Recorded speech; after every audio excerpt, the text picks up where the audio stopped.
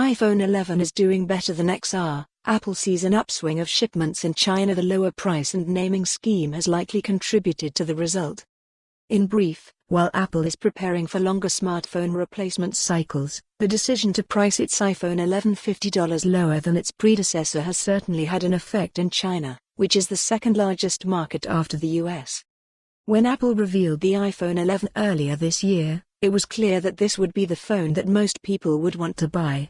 Compared to last year's iPhone XR, it's the same size phone with an improved camera system, better internals, more color options, and excellent battery life.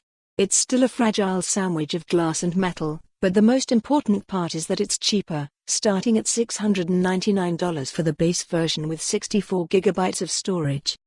Interestingly, the iPhone is picking up steam again in China thanks to the new mainstream model.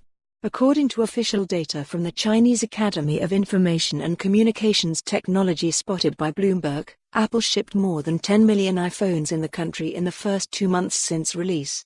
That is a 6% increase year-over-year in a region that seemed all but conquered by Chinese manufacturers like Huawei who offer cheaper alternatives. This result is very important to Apple's bottom line, as the company doesn't have to pay import tariffs on iPhones sold in China like it does with the ones it sells in the US.